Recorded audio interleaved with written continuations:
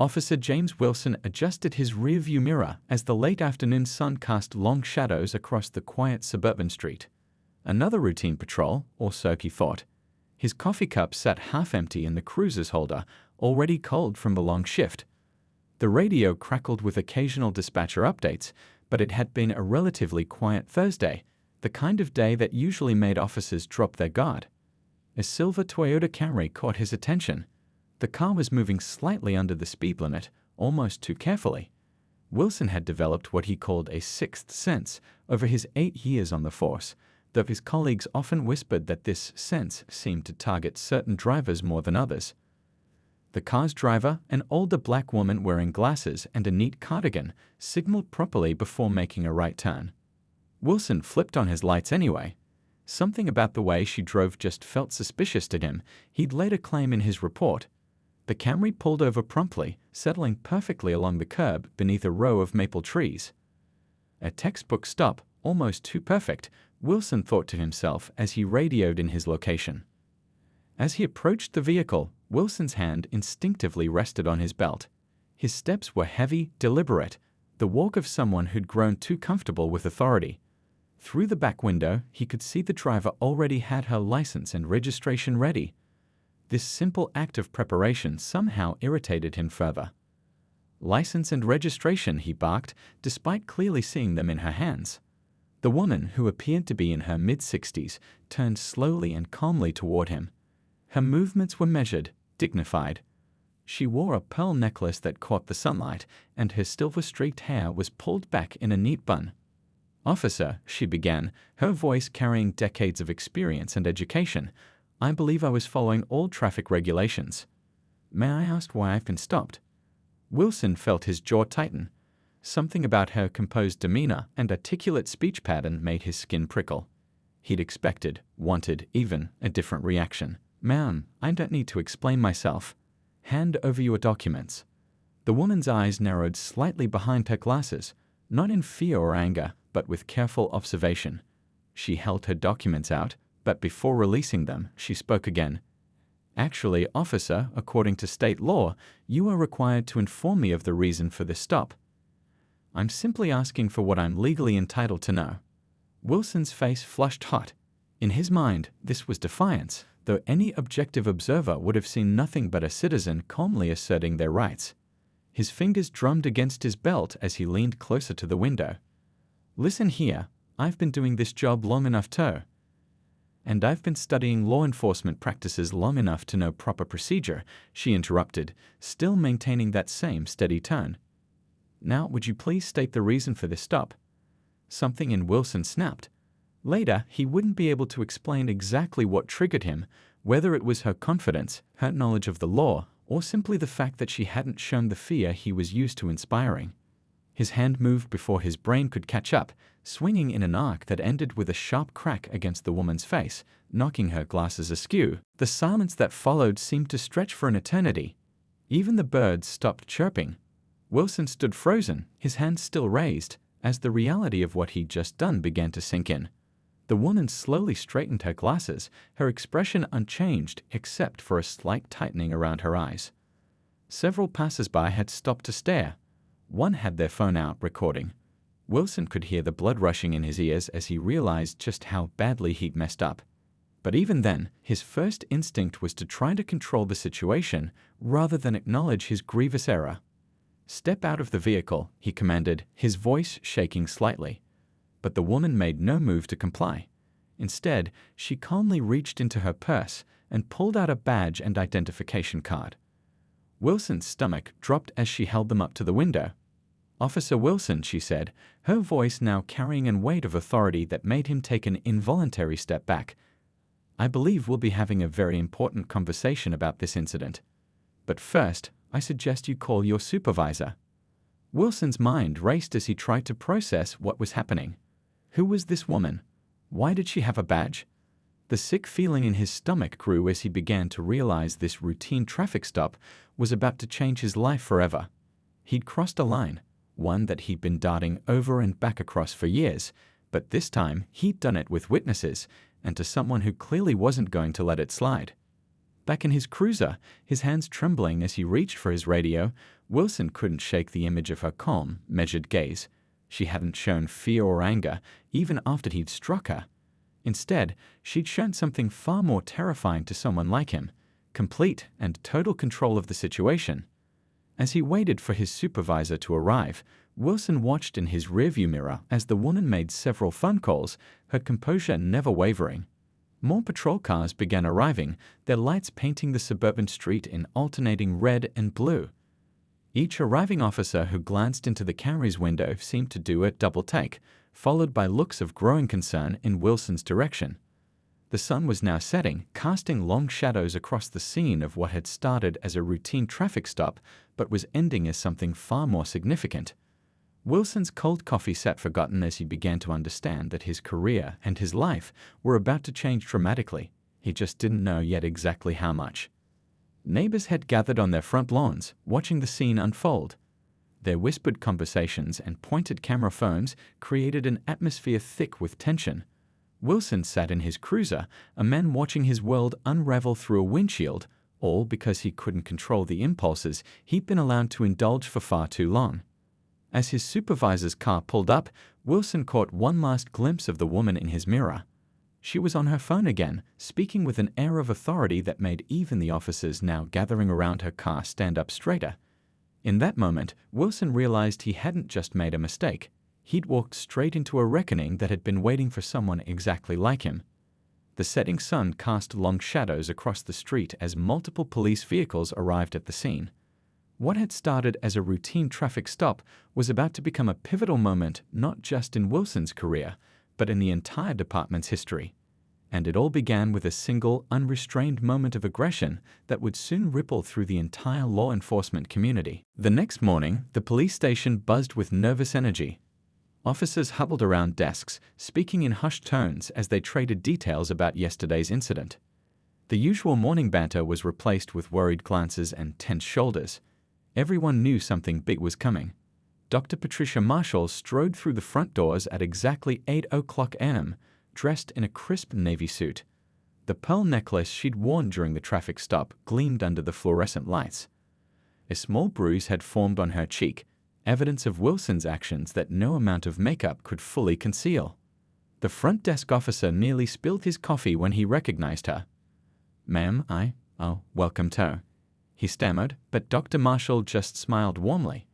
"Good morning, Officer Chen. I believe the conference room is ready for this morning's meeting." Her voice carried the same calm authority it had shown during the traffic stop.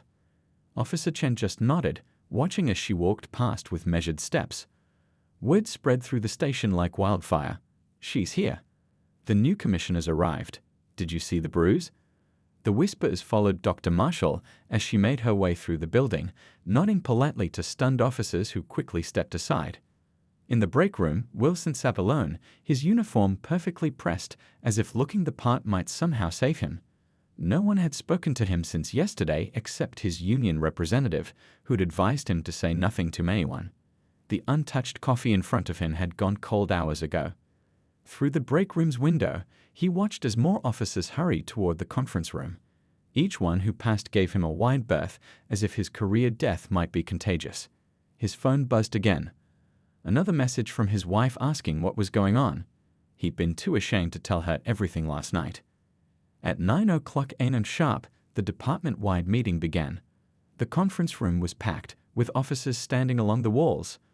Dr. Marshall stood at the front, her presence commanding attention without demanding it. The bruise on her face spoke louder than any words could. "Good morning," she began, her voice cutting through the tension. "For those who haven't been briefed, I'm Dr. Patricia Marshall, your new police commissioner. I had planned a different kind of introduction, but circumstances have given us an opportunity I couldn't have scripted better myself."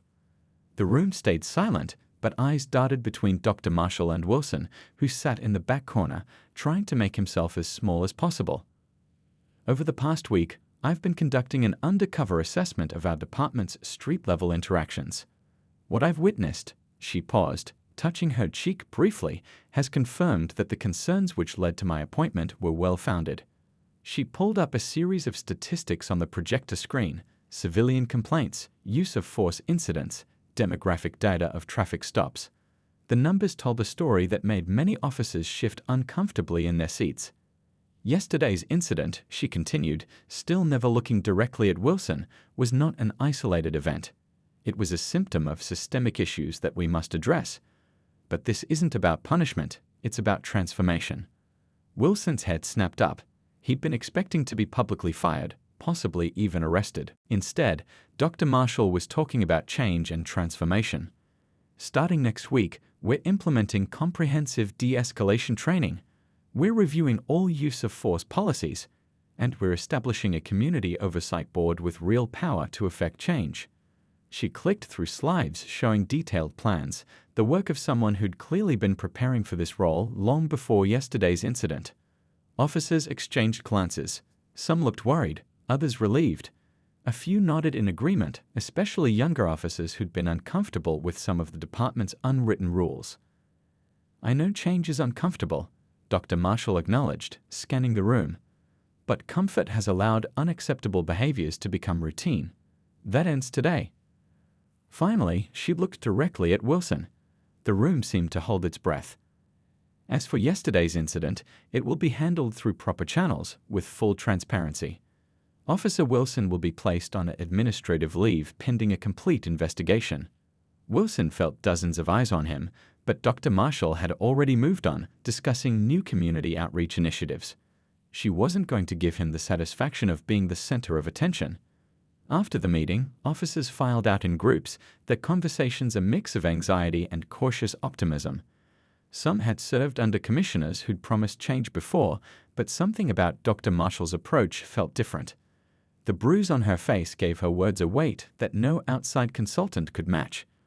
Wilson remained seated as others left, feeling both relieved and terrified. He'd expected career execution but received something possibly more challenging. A chance at redemption, under the watchful eye of someone he'd wronged. Dr. Marshall gathered her materials unhurriedly. As she reached the door, she paused. "Officer Wilson," she said, not turning around, "my office, tomorrow at 9 a.m. We'll discuss your path forward." Then she was gone, leaving Wilson alone with the weight of everything that had changed in the past 24 hours. The afternoon sun filtered through the conference room blinds, casting shadows that looked like prison bars across the table. Wilson sat there for a long time, thinking about choices and consequences, about power and responsibility. For the first time in his career, he felt truly accountable, not to a system he'd lent to game, but to someone who'd experienced his worst moment and still saw the possibility of change. Outside the conference room, the station buzzed with a new kind of energy. Change was coming, and everyone knew it. Dr. Marshall's first day had sent a clear message. The old ways were over, and no one, not even the most veteran officers, was above accountability. The news spread through the police department like a wildfire in dry grass. Officers who normally spent their breaks joking and sharing stories now huddled in corners, phones out, watching the viral video of Wilson's confrontation with Dr. Marshall. The shaky footage, captured by a passerby, had already reached local news stations and was spreading across social media. Wilson sat alone in the station's locker room, staring at his reflection in the small mirror inside his locker door. Dark circles under his eyes revealed his sleepless night. His phone kept buzzing. Messages from old academy classmates, family members, even officers from other precincts. He'd ignored them all. "Hey," a voice called out softly. Officer Thompson, his partner for the last 3 years, stood awkwardly at the end of the row of lockers. "The video's everywhere, man." Wilson nodded without turning around. He'd watched it himself, over and over, each viewing making him sink deeper into regret. The way he'd approached the car, his aggressive stance, the moment his control snapped, it all looked so much worse from an outside perspective. "I can't believe that was the new commissioner," Thompson continued, keeping his distance. "How could you not know?" "How could I know?" Wilson snapped, finally turning to face his partner. "How could I know that the woman I—" His voice trailed off, unable to say the words out loud.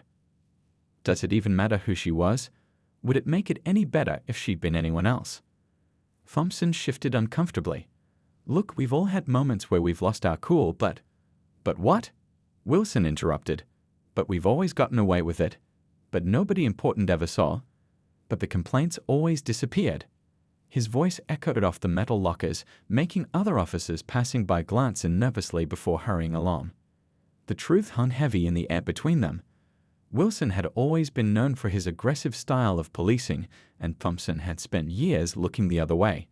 Now, facing the consequences, both men were forced to confront their roles in a system that had allowed such behavior to flourish. Throughout the day, Wilson noticed how other officers reacted to his presence. Some avoided eye contact entirely, quickening their pace as they passed. Others watched him with a mix of pity and judgment. A few, mostly the older veterans, seemed angry, as if his actions had endangered not just his own career, but their way of doing things. In the break room, conversations stopped when he entered. Officers who'd previously laughed at his war stories about rough arrests now found reasons to be elsewhere. The isolation was devastating, but Wilson couldn't blame them. He'd become toxic overnight, a living reminder of what could happen when unchecked power met its match. By afternoon, the department's public affairs office was swamped with media requests. Local news vans parked outside the station, reporters hoping to catch a glimpse of either Wilson or Dr. Marshall. The story had struck a nerve. A white officer assaulting a black woman who turned out to be his new boss. It was the kind of ironic justice that made headlines. Wilson watched the coverage on his phone, each news report feeling like another nail in his career's coffin. The bruise on Dr. Marshall's face seemed to show up clearer in each new photo, a visible reminder of his moment of unchecked rage. "Officer Wilson," a young desk sergeant called out, approaching cautiously.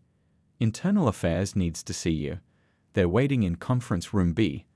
The walk to the conference room felt like a march to execution.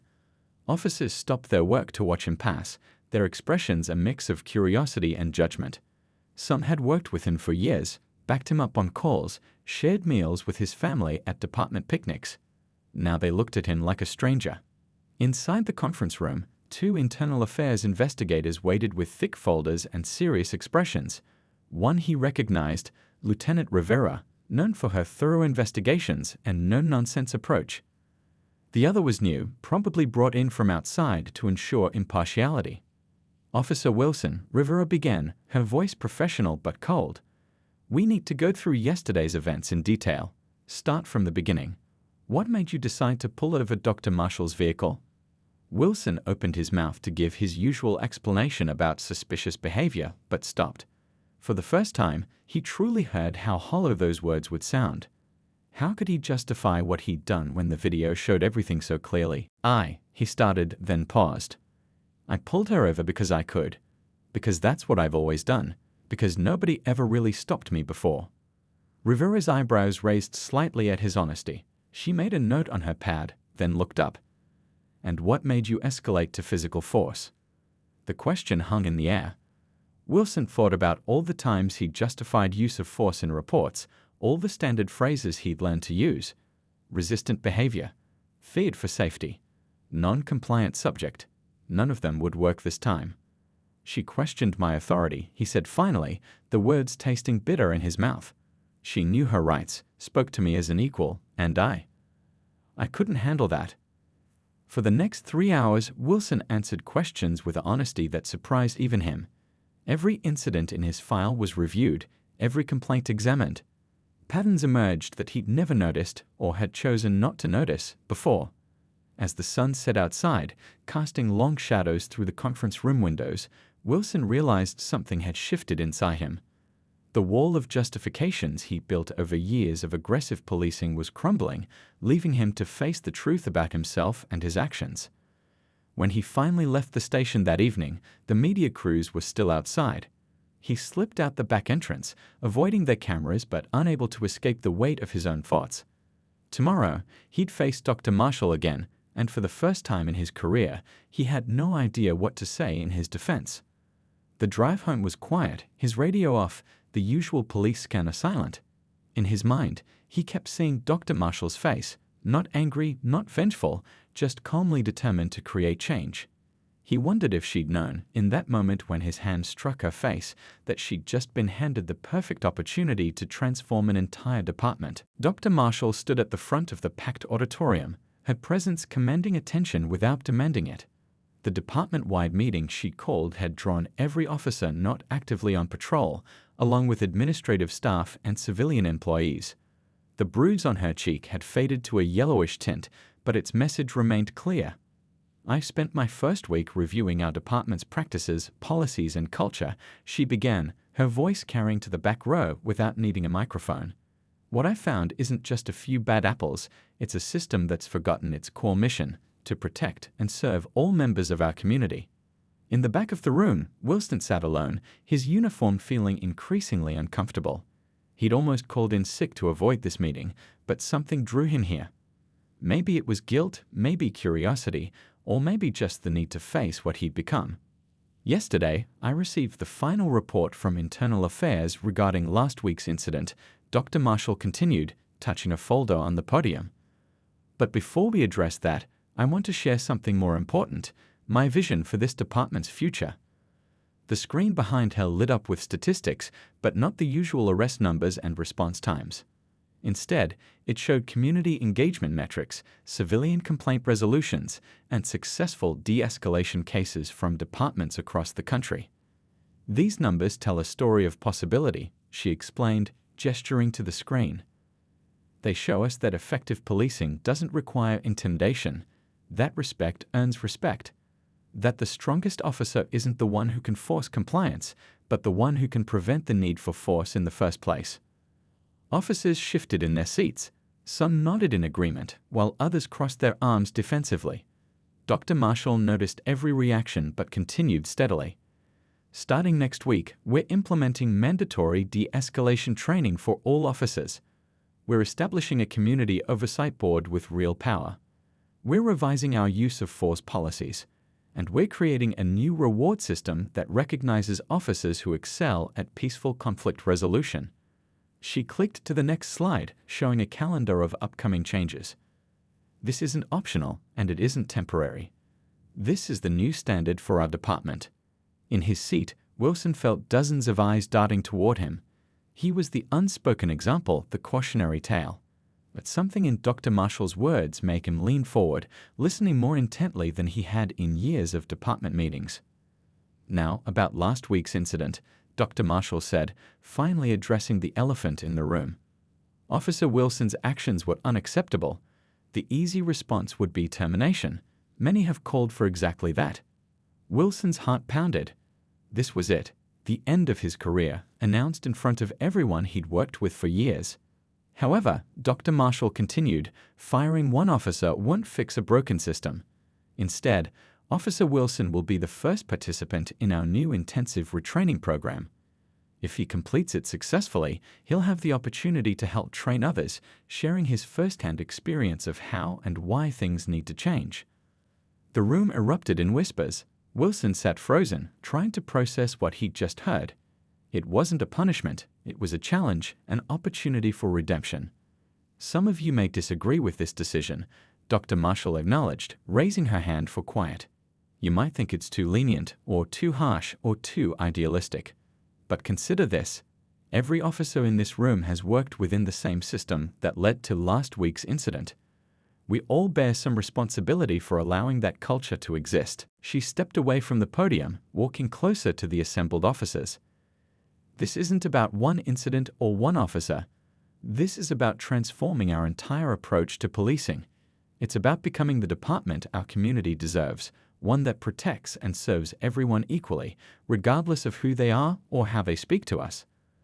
The rest of the meeting detailed the upcoming changes: new training schedules, revised protocols, community outreach initiatives.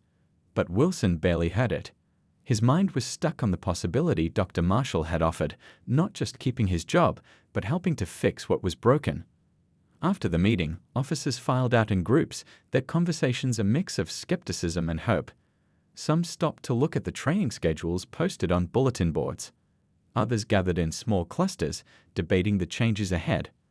Wilson remained seated, watching Dr. Marshall gather her materials.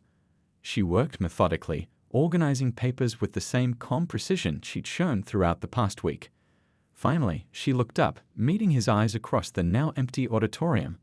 "My office, Officer Wilson," she said simply. "We have work to do." As he followed her through the hallways, Wilson noticed something had changed. The looks from other officers weren't just judgment anymore. There was curiosity there too, and maybe even a hint of respect for facing the music instead of running from it. In her office, Dr. Marshall settled behind her desk, gesturing for Wilson to sit. The bruise on her cheek was barely visible now, but its impact would last far longer than any physical mark. "The real test starts now," she said, pulling out a thick folder. "Aren't you ready to learn a different way of being a police officer?" Wilson straightened in his chair, feeling the weight of the moment. His answer would determine not just his future, but potentially the future of the entire department. "Yes, ma'am," he said, and for the first time in his career, he truly meant it. Outside her window, the city stretched out under the afternoon sun, the community they were meant to serve and protect. In that moment, both Wilson and Dr. Marshall knew that real change would be difficult, uncomfortable, and absolutely necessary. The journey ahead would test them both, but it was a journey worth taking. The Internal Affairs investigation room felt smaller than Wilson remembered. He sat across from Lieutenant Rivera and the external investigator, a stack of files between them growing taller with each passing hour. The clock on the wall ticked loudly, marking each moment of this deep dive into his career. "Let's talk about the Thompson case from last year," Rivera said, pulling out another file. "Traffic stop, similar situation. The complainant said you were aggressive from the start. Sound familiar?" Wilson's throat felt dry. He'd almost forgotten about that incident, one of many that had been swept under the rug. "Yes," he admitted, his voice barely above a whisper. "I remember." The complaint was dismissed. The external investigator noted, reading from the file, like most of them were. He looked up at Wilson, his expression neutral but his eyes sharp. "Why do you think that happened?" Wilson shifted in his chair, the metal cold against his back. Through the window, he could see other officers going about their day, their movements casting shadows across the interview room floor. "Because that's how the system worked," he said finally. "We protected our own." The investigation had been going on for hours now, each file revealing a pattern Wilson had never wanted to see. Complaints dismissed. Witness statements ignored. Warning signs overlooked. The timeline of his career was laid out in black and white, and it wasn't pretty. "Dr. Marshall wants a complete review," Rivera explained, opening yet another folder. "Not just of the incident last week, but everything. Every complaint, every use of force report, every traffic stop that raised flags. She says we need to understand the whole picture to prevent it from happening again." Wilson nodded, remembering Dr. Marshall's words from their last meeting. She wasn't just investigating him, she was investigating the system that had enabled him. Each file represented a moment when intervention could have prevented last week's incident. "Tell us about your training," the external investigator prompted. "When you first joined the force, what were you taught about dealing with civilian questioning?" The question made Wilson think back to his academy days. "We were taught." He paused, really considering it for the first time. "We were taught that questioning our authority was a red flag, that it could indicate someone was hiding something or planning to resist." "And now?" Rivera asked, leaning forward slightly. "What do you think about that training?" Wilson looked down at his hands, the same hands that had struck Dr. Marshall. "Now I think we were taught to be afraid, to see threats instead of citizens, to mistake questions for disrespect." The afternoon sun cast long shadows across the room as they continued working through the files. Each case was a piece of a larger puzzle, showing how small incidents had built up over time, creating a pattern that led inevitably to last week's confrontation. "Your partner," Rivera said, pulling out another statement. "Officer Thompson says there were times he wanted to speak up about your behavior, but felt he couldn't. Why do you think that was?" The question hit hard. Thompson had been his partner for years, had watched his back, had seen everything.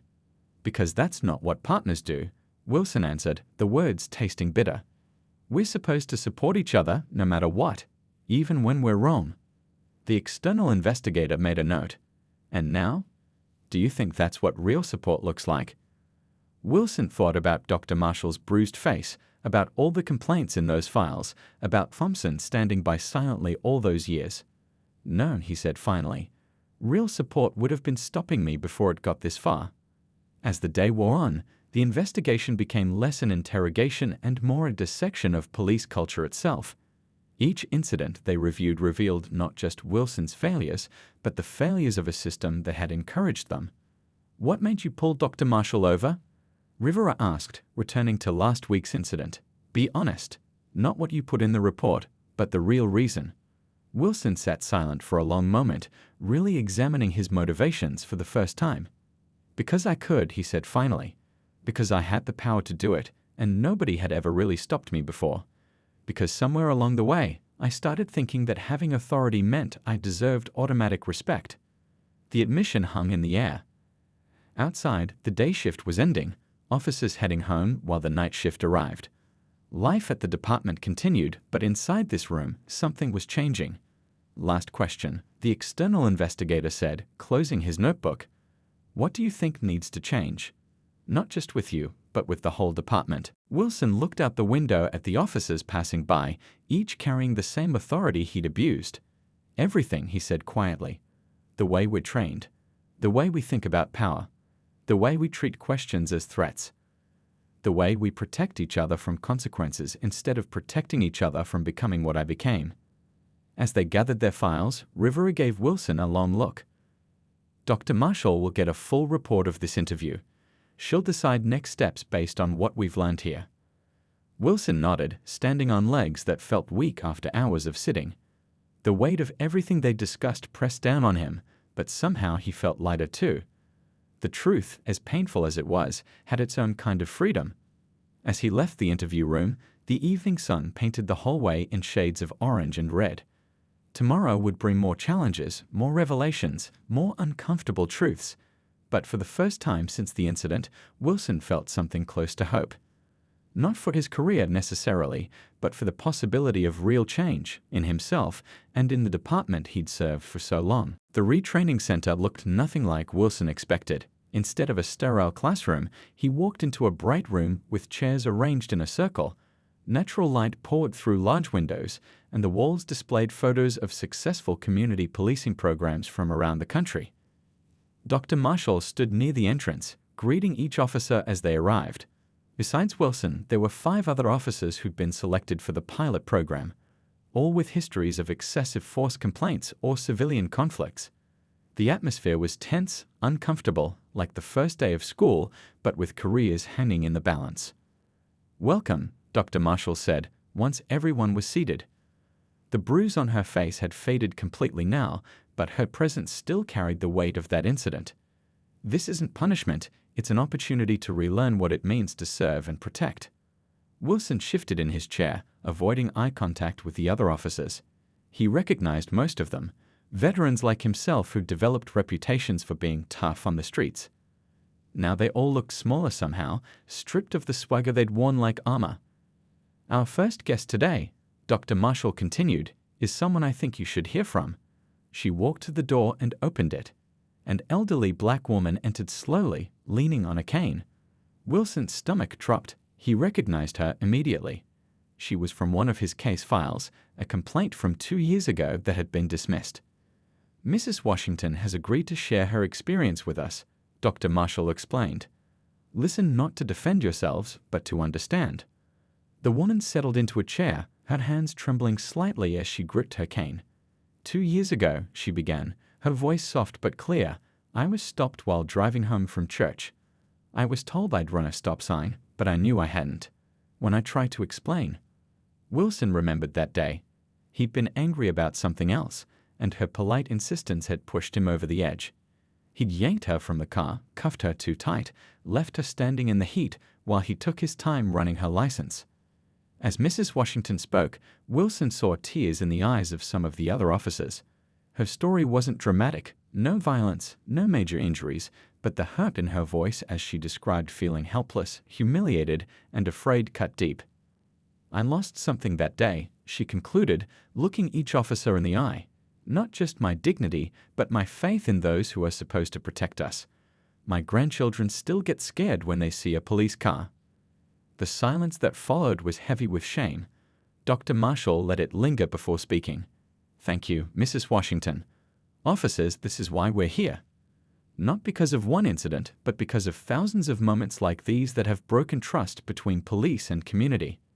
The day continued with more visitors, community members sharing their experiences, former officers who'd learned to police differently, experts in de-escalation and bias recognition.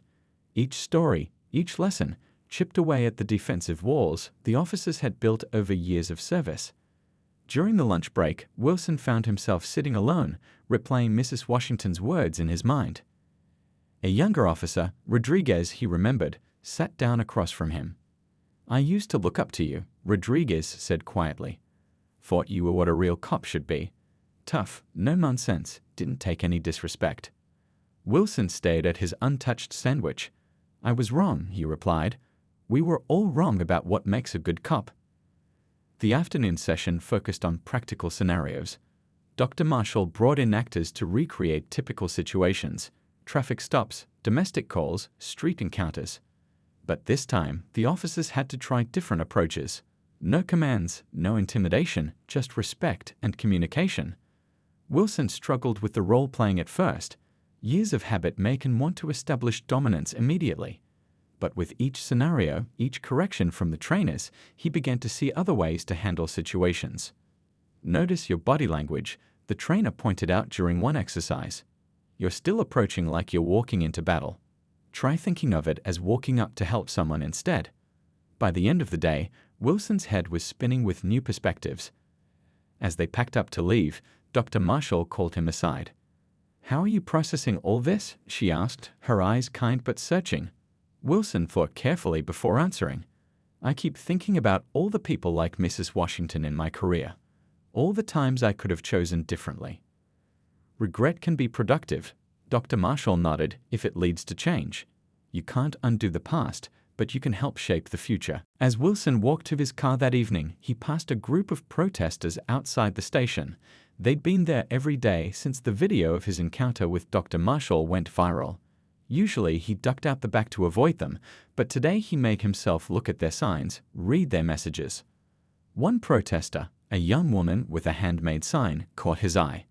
Her sign read, "Who will protect us from our protectors?"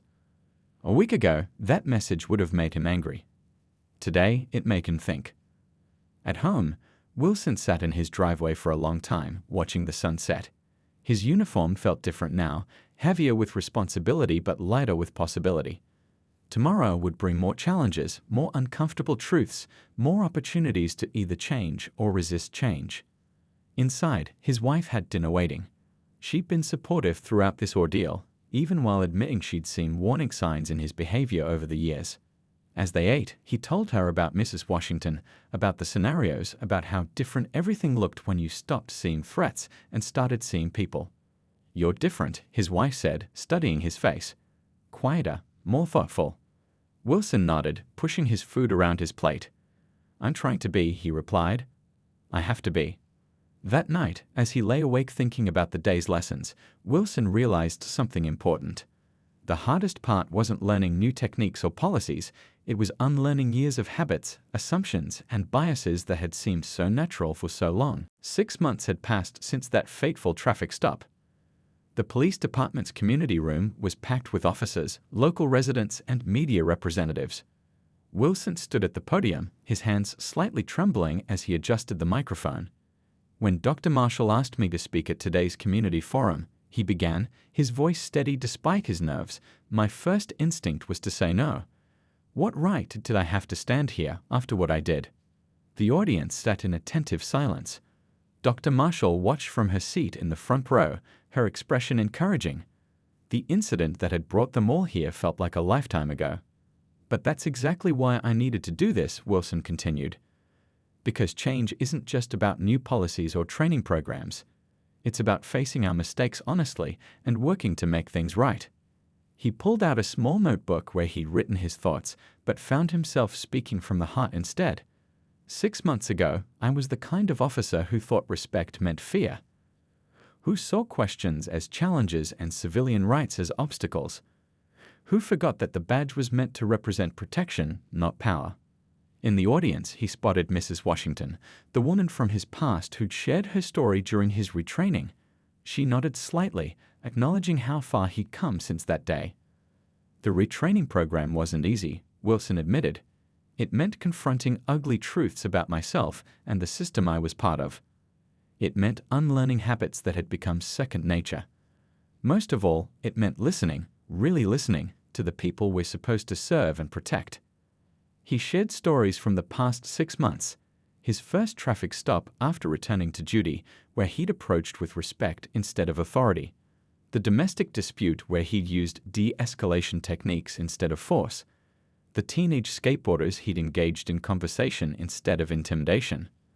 But the real change, he continued, wasn't in the procedures. It was in understanding that every person we interact with is someone's parent, child, friend. They're not suspects first, they're citizens first. Dr. Marshall had risen through the ranks by transforming troubled departments, but even she seemed moved by the profound change in Wilson. The officer who'd struck her 6 months ago was gone, replaced by someone who'd become an unexpected advocate for reform. Last week, Wilson said, his voice growing softer, a rookie officer asked me for advice about handling difficult traffic stops.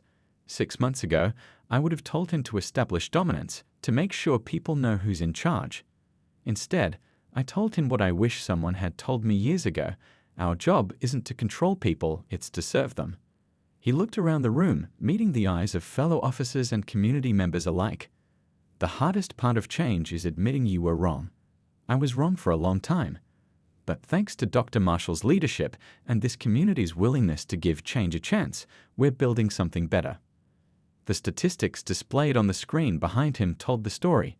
Civilian complaints down 60%, use of force incidents reduced by 70%, community satisfaction ratings at an all-time high. But the real changes were in the small, daily interactions that never made it into reports. We're not perfect yet, Wilson acknowledged. We're still learning, still growing, still making mistakes, but we're facing those mistakes instead of hiding them. We're holding ourselves accountable instead of making excuses. As he concluded his speech, Wilson did something that would have been unthinkable 6 months ago. He stepped away from the podium, walked over to Dr. Marshall, and publicly apologized for his actions that day. "You could have ended my career," he said, his voice carrying in the quiet room. "Instead, you showed me how to be a better officer, a better person. Thank you for seeing potential for change where others saw only failure." The applause that followed wasn't just polite, it was genuine, emotional. Officers and civilians alike stood, recognizing the significance of the moment. This wasn't just about one officer's transformation, it was about the possibility of real, lasting change in police culture. After the forum, people lingered to talk. Wilson found himself surrounded by community members sharing their own stories, offering suggestions, expressing hope for the future. Young officers asked about joining the expanded training program. Even some of his old critics seemed willing to acknowledge the change they were seeing. Dr. Marshall approached him last, a warm smile on her face. "When I took this job," she said quietly, "I hoped to create lasting change. But I never expected my first traffic stop to become such a powerful catalyst for transformation." Wilson nodded, understanding now what she'd seen that day, not just an officer losing control, but an opportunity to demonstrate how accountability and reform could work together. As the sun set outside, casting long shadows through the community room windows, Wilson realized something profound. The incident that he'd thought would end his career had instead given it new meaning. He wasn't just a police officer anymore. He was proof that change was possible, that it was never too late to learn a better way. The department still had work to do, challenges to face, trust to rebuild. But for the first time in his career, Wilson felt truly proud of his badge, not for the power it represented, but for the responsibility and opportunity to serve his community in the right way.